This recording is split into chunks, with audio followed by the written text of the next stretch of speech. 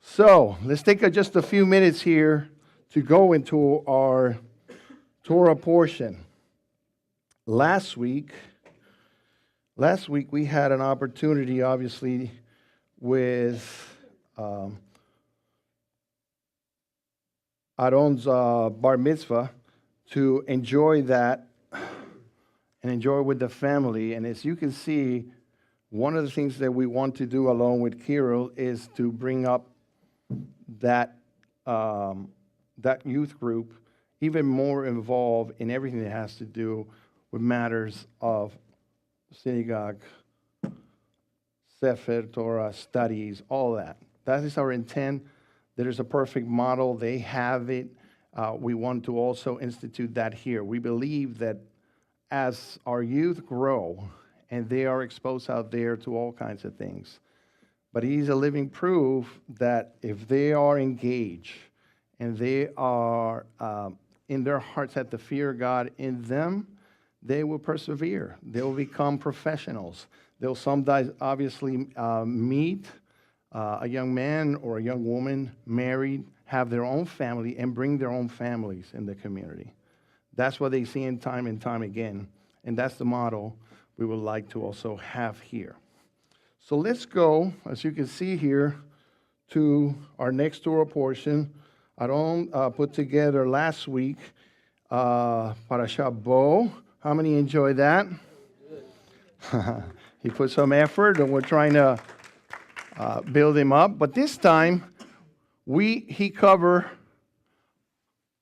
through all that plague stuff, and now we find ourselves a little bit further down the road here with Beshalach in chapter 13, starting in verse 17, going through 17. In verse 16, and going into the Haftarah, you see there two references. One is, if you can see it because it's kind of small, one says Ashkenazi and the other one is Sephardim. But this, Beshalach, it basically comes from the verb shalach, which means to send out. But it's more than to send out. It's send out with an urgency. So you got to understand, this is our current condition, that they experienced what they experienced in Mizraim, in Egypt, and now they had to leave in a hurry. They had to leave in a hurry. They have to urgently go, and everything is done with that urgency. Now, we understand that the same God that is very apparent here in these Torah portions as we read today is the same God that is acting today in this world right now. And there are a couple of things happening this weekend. How many know what holiday happens on Sunday night? Oh. Tu B'Shvat. What does it mean? Oh, so it means the tree. Okay. It means the tree. Well, as you can see there, on the evening of the 15th of Shvat, there is, in the Jewish calendar, a celebration. But it's recorded back in the Mishnah. Tractate Rosh Hashanah is one of the four Jewish New Years in the calendar. Does anybody know the other three? I'll give you one. Nisan. Abib. That's the New Year's of kings and festivals. Give me another one. Tishri. That's another one. Okay. That's connected to New Year, obviously, to the sabbatical, to the Shemitah, to the Jubilee. One more is the first of Elul, which is the New Year's for animals that are offered for tithes in the temple. And obviously this one, Tu B'Shvat. Why Tu B'Shvat? Well, because in Hebrew, Tet has a value of 9, Vav has a value of 6, equals 15. So it's equivalent to the 15 of the month of Shvat, which would have been called Hamisha Asar B'Shvat.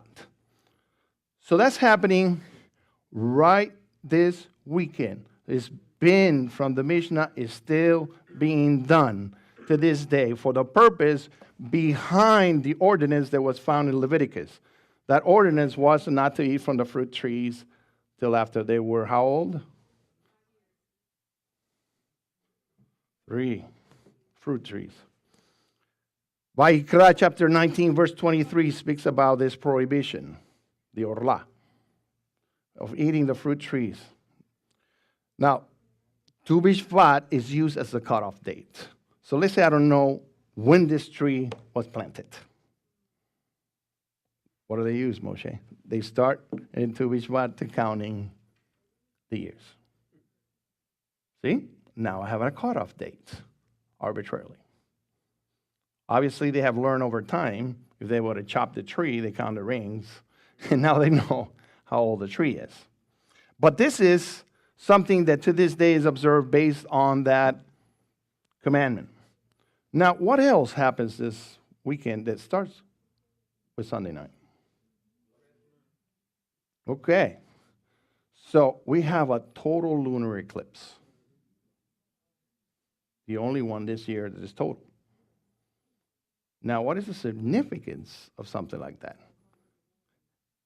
Well, if you put it in perspective to this Torah portion, where the Sea of Reeds is doing funny things that shouldn't be done, the same God that controls that controls this. Makes this happen as a sign. And if you're here in the eastern United States and you want to see this, supposedly you got the best view between the hours of 10:33 and 2:50 a.m. to watch this full lunar eclipse and actually see the power of God at hand. Sometimes we need to be reminded in the physical how God is working. Because most of us see, and even in antiquity, as I was said, how can you worship an invisible God? Because creation speaks of him. And there you have it. So those are things just to be reminded here as part of our calendar this weekend. But for this Torah portion, we'll start with just a brief review of last week. And last week, we did have the opportunity to see God's power also manifested one more time in Egypt. In Egypt. Okay? We know what Aaron brought up, that Pharaoh's heart became heavy, proud, honored.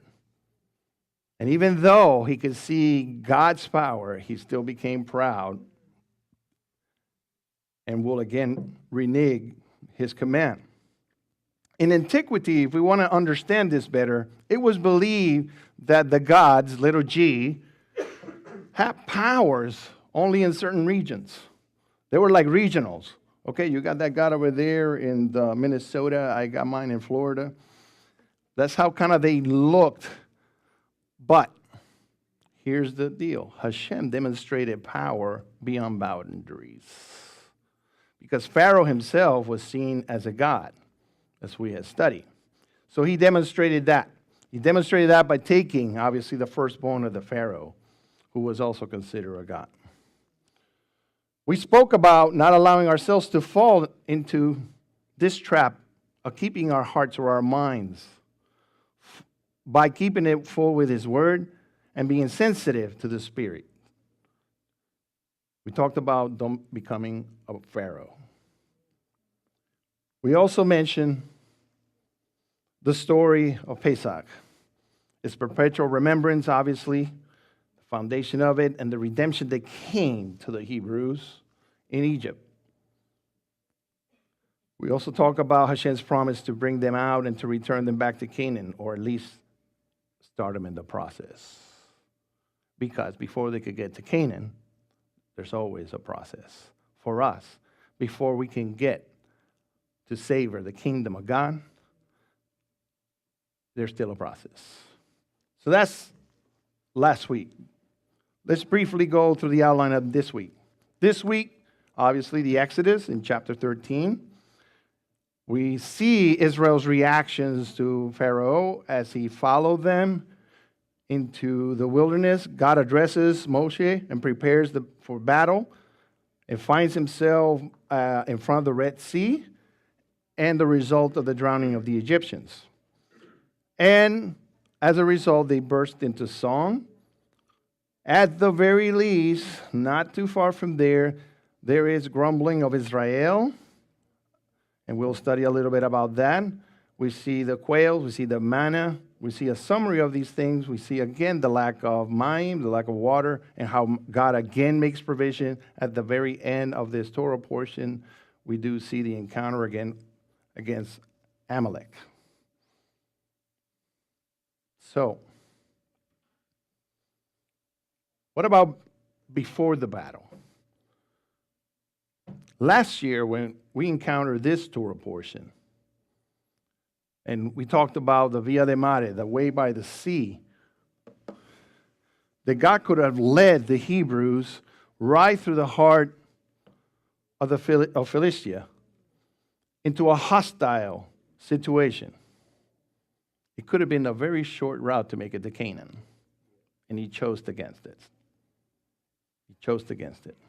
Rather, the route taken by the means by which their redemption was going to take place from the bondage of Egypt was finally and totally defined.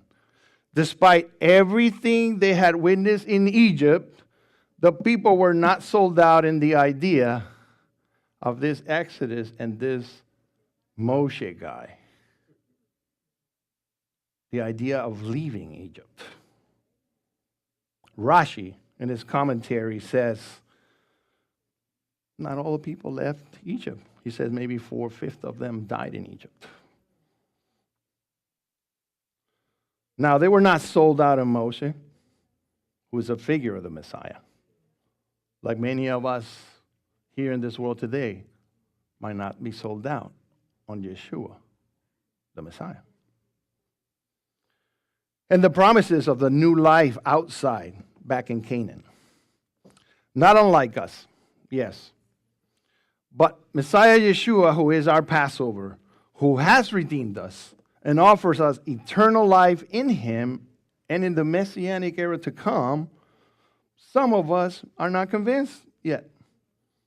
We can constantly battle our minds because we think about Egypt, our own circumstances, our own mindset, or the things of this world that sometimes get us caught up into our own inclinations. Moses witnessed the first redemption in Egypt.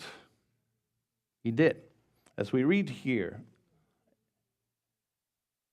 and Kyle read, and it became to pass when Pharaoh had let the people go, that God led them by the way of the land of the Philistines, although that was not near, for God said, let peradventure the people repent when they see war, and they will return to Egypt.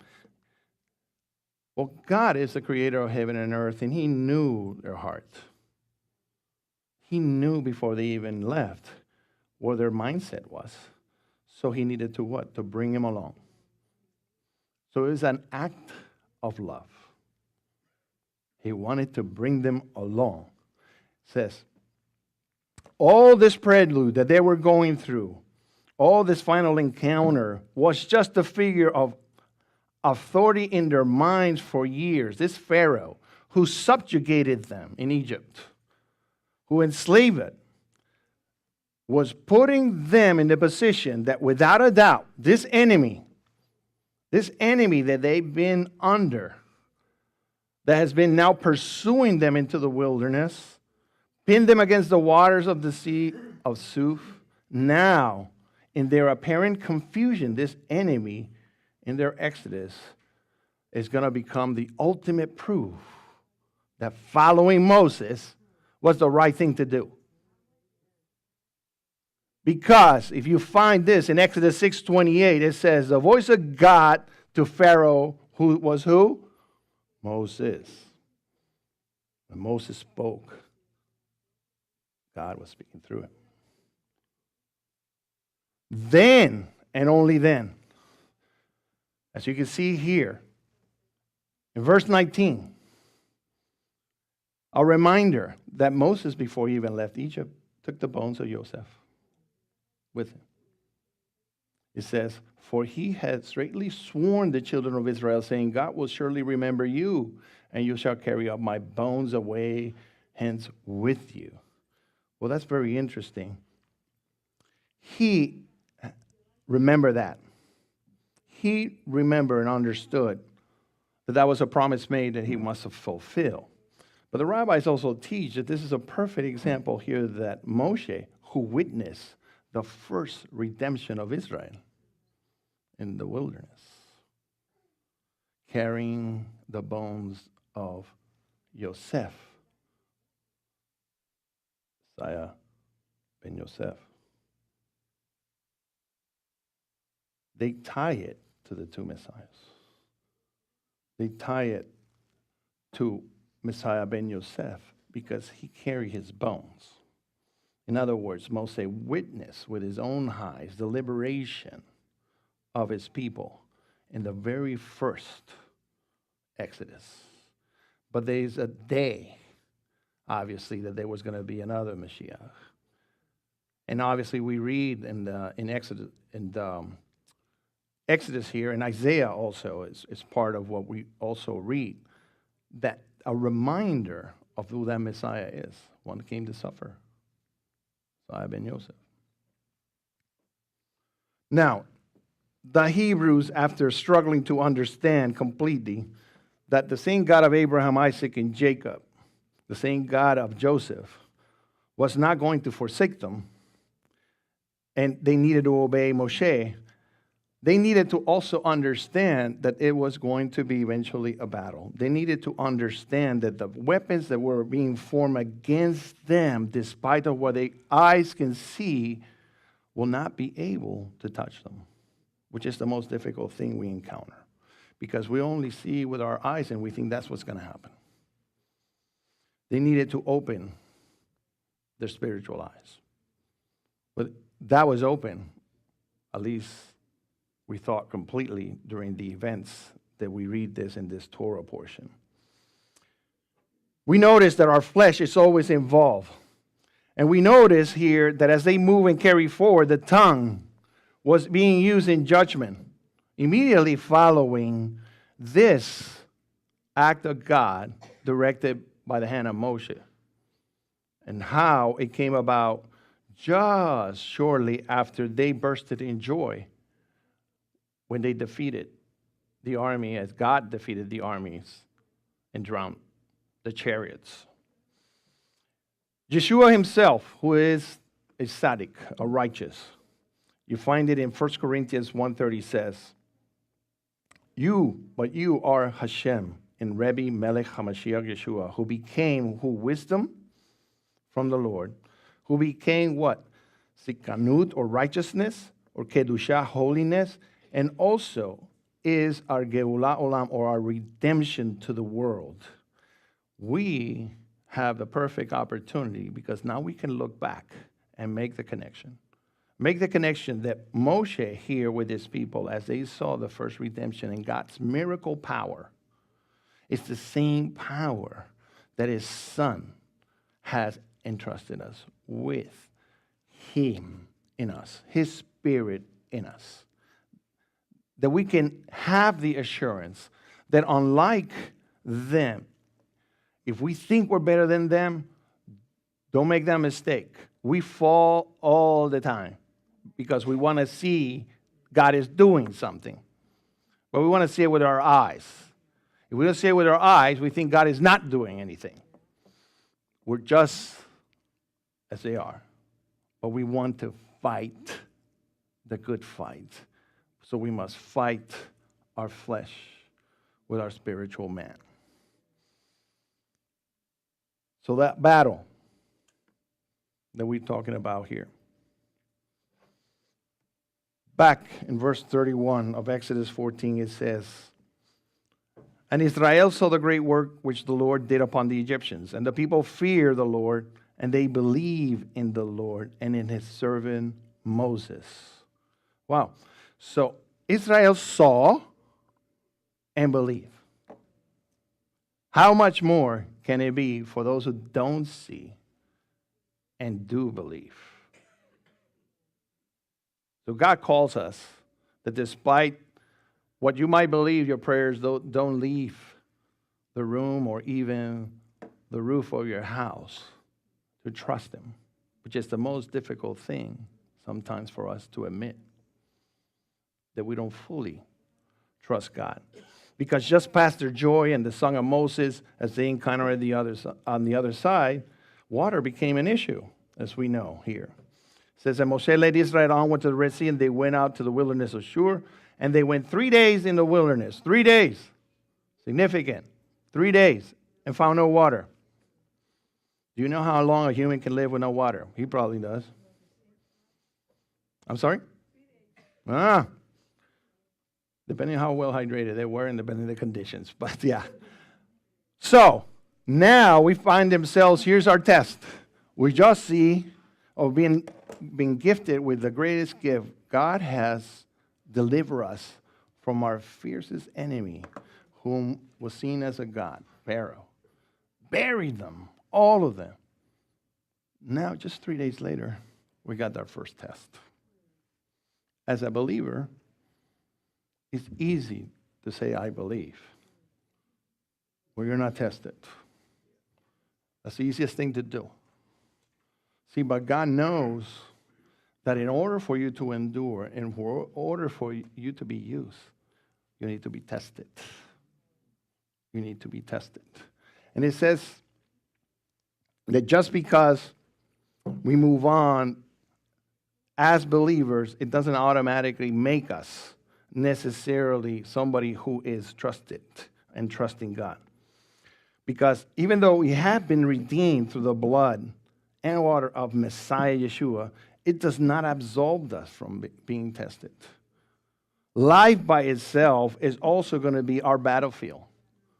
Our flesh, we're going to be fighting as the number one source of what we encounter each and every day.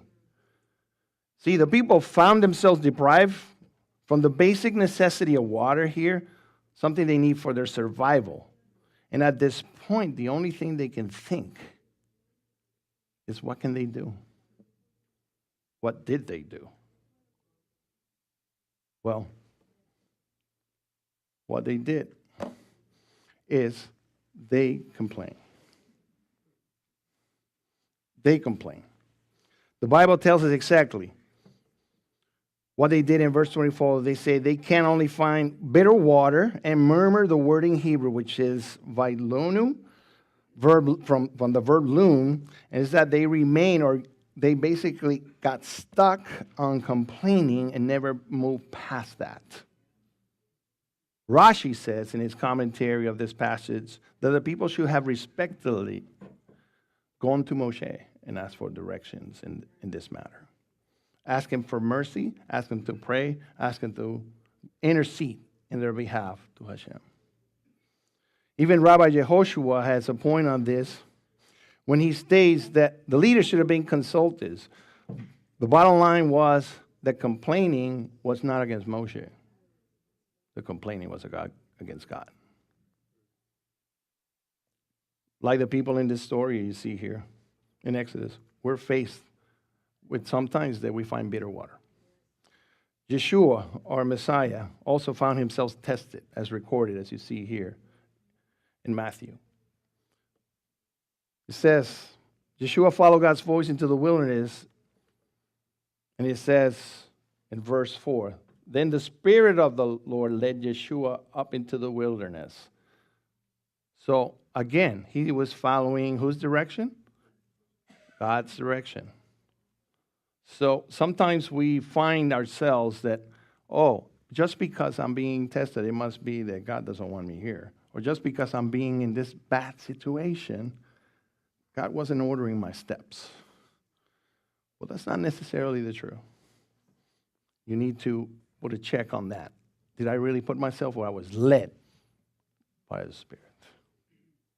See? It says, after Yeshua had fasted for 40 days and 40 nights, you think he was hungry or thirsty? A lot more than 3 days. He was ordered. He was hungry. The tempter comes and said to him, if you are the Son of Man, order these stones to become bread. But he answered, Man does not live by bread alone, but on every word that comes from the mouth of the Lord. So we see here, hunger, thirst, he suffered just as much as more than they ever suffer in the wilderness, more than we could ever suffer here now. He endured. He had a purpose. He was called out. He was set. We see as evident in this Torah portion that the ability to rise upon conditions that we see that are beyond our means, from the most basic of needs, can be hindered by our weaknesses. And that is really the condition we are, our flesh. It's easy to say that we cannot fall in these, but we can. Faith in itself can only really be obtained through that endurance, can only be obtained through that testing. This bread of heaven, this manna that you see here, being provided in this portion according to the sages, and even found in the Melchilta, it says, could only be given under those conditions, but to teach them to trust. Each and every day, the portion comes from God. To rely on his kindness, to rely on his consistency, to rely and accept his instructions, to rely in his Torah. Moshe and Aaron were preeminent figures in history. The object of people's complaint was always God, for only God can provide. Only God can provide. So, when you feel that you might be ready to fall into this trap, remember these words. Mark them in your Tanakh. Psalm 136. So give thanks to Adonai, for he is good. Because it says, for his grace continues forever. It says, give thanks to the God of gods, for his grace continues forever. Give thanks to the Lord of lords, for his grace continues forever. To him who alone has done great wonders, for his grace continues forever. To him who skillfully made the heavens, for his grace continues forever. To him who spreads out the earth on the water, for his grace continues forever. And to him who made the great lights, like that moon that you're going to see in 2 days, for his grace endures forever. For the sun to rule the day, for his grace endures forever. The moon and the stars to rule the night, for his grace endures forever. And here it is. To him who struck down Egypt, firstborn, for his grace endures forever. And brought Israel out from among them, for his grace endures forever. With a mighty hand and an outstretched arm, for his grace endures forever. To him who split apart the sea of Suf, his grace endures forever. And made Israel cross right through it, for his grace endures forever. But swept Pharaoh and his armies into the sea, for his grace endures forever.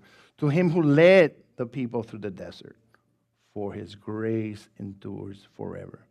To him who struck down great kings, to him who slaughtered great kings, for him Sihon, king of the Amorite, Og, the king of Bashan, that he gave their land as an inheritance to be possessed by Israel, his servant, who remembers us whenever we are brought low, and rescue us from our enemy, who provides food for every living creature, and give thanks to the God of heaven, because his grace endures forever.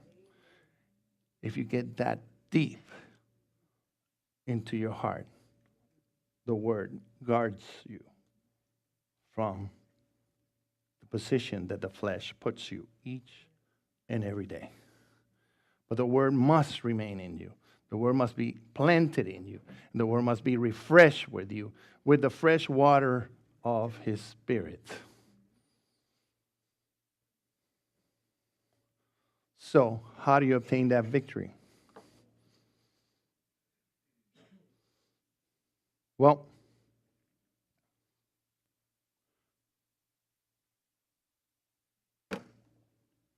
if you see our Haftarah for this week, and you saw the reference there at the very beginning, it's talking about what? The book of Judges. It's talking about a very interesting story. And I don't read a little bit about it.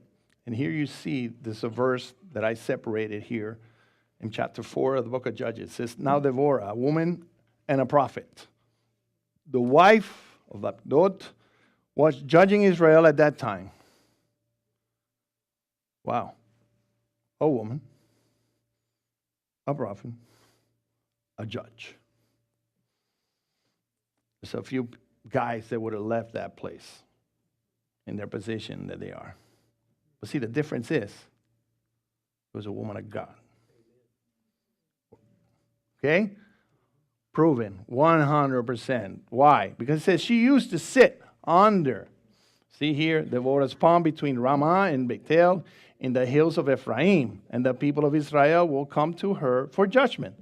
She sent out for Barak, the son of Abinoam, from Kadesh and Naphtali, and said to him, Adonai has given you this order. Go march to Mount Tabor and take with you 10,000 men.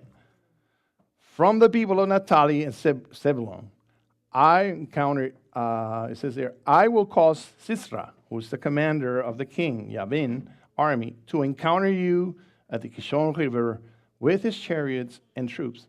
And listen, I will give them to you. Okay, so let's say you receive this word. First and foremost, from another territory, from a woman.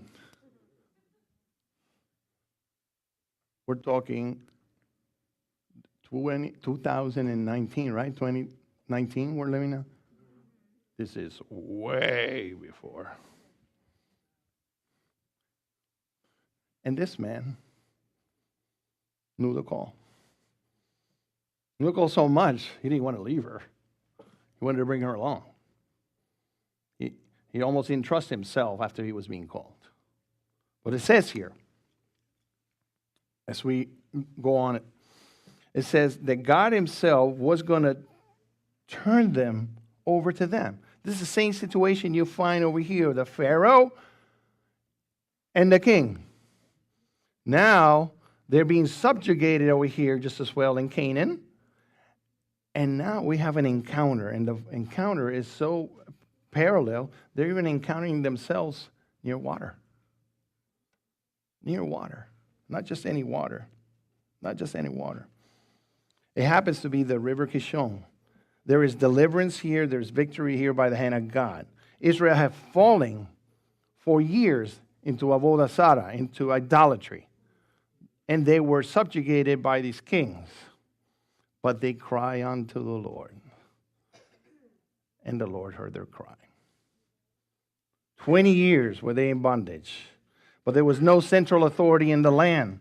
The responsibility fell on the judges. And Deborah was one of them, a principal prophetess of their time. And even you can find that even in rabbinical writings. She functioned under this high court. An Ephraimite that ruled Israel. She inquired from the Lord, what can we do about this king? We're being subjugated. We can't go any further. The answer came. But she needed to deliver it. And she did. And she called on the armies. And they came. And he followed, the 10,000 men. He said, well, if God gave it to us, why do we have to muster an army? If it's ours anyway. You see, that's how God works.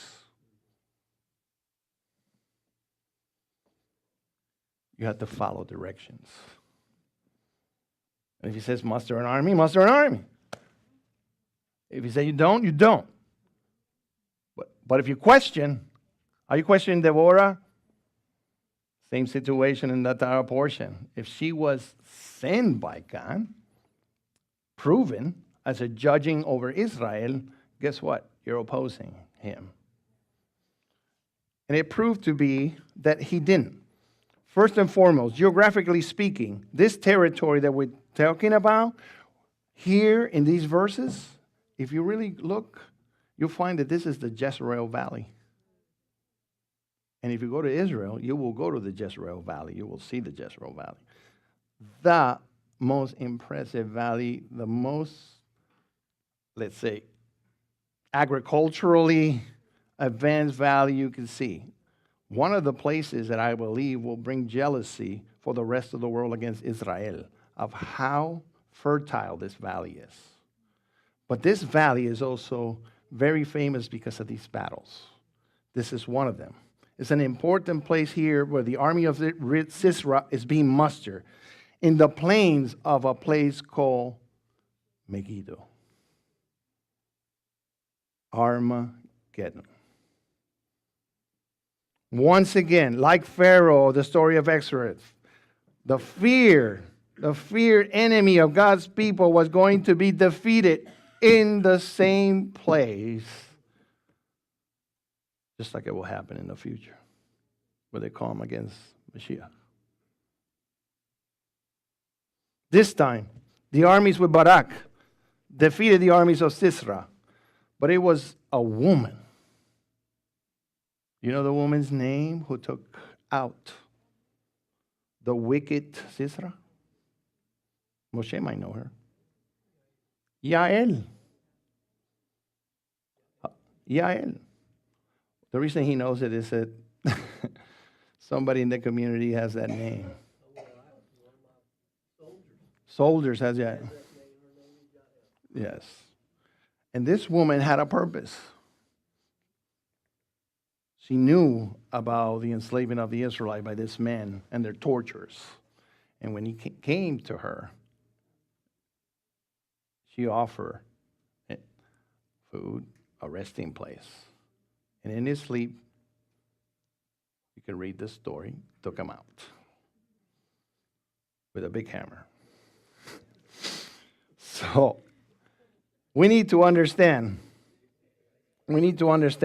as we read Joshua 23, that a long time afterwards, when the Lord had given Israel the rest of all the surrounding enemies, as I read there in the Psalm 136, Jehoshua was already old, very old. Jehoshua also summoned all Israel, the leader, the heads, the judges, the officials, and said to them, I am old, and the age is taking toll in my life.